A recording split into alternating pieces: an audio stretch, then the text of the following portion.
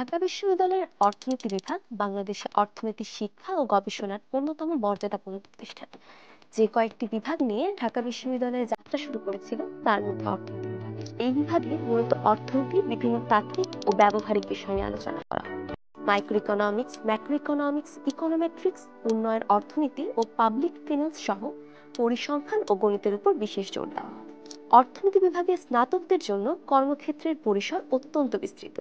এখান থেকে পড়াশোনা করার পর শিক্ষার্থীদের রয়েছে বিভিন্ন সরকারি, অর্থনৈতিক ও নীতি নির্ধারণী প্রতিষ্ঠানে কাজ করবার সুযোগ, যেমন বাংলাদেশ ব্যাংক, অর্থ মন্ত্রণালয়, বিআইডিএস, পরিকল্পনা কমিশন, বাংলাদেশ পরিসংখ্যান ব্যুরোতে গুরুত্বপূর্ণ ভূমিকা পালন করার সুযোগ। এর পাশাপাশি রয়েছে আন্তর্জাতিক সংস্থা ও এনজিও, বিশ্ব ব্যাংক, আইএমএফ, ইউএনডিপি, এডিবি প্রভৃতিতে গবেষণা ও নীতি বিশ্লেষণের সুযোগ। অর্থনীতি বিভাগের শিক্ষার্থীদের জন্য একাডেমিয়া ও গবেষণা একটি অত্যন্ত জনপ্রিয় ক্ষেত্র।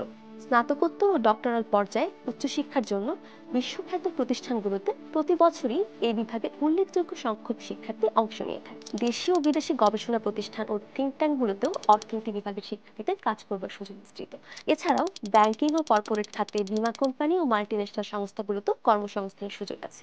এছাড়া বিসিএস এ অর্থনীতি বিভাগের স্নাতকদের জন্য শিক্ষা ক্যাডারে যাবার সুযোগও রয়েছে। বর্তমানে বিভিন্ন নতুন ও উদীয়মান খাত যেমন ডেটা সায়েন্স, ফিনটেক ও অর্থনৈতিক পরামর্শ খাতে আধুনিক দক্ষতার চাহিদা বৃদ্ধির ফলে কর্মক্ষেত্রে নতুন দিগন্ত উন্মোচিত হচ্ছে।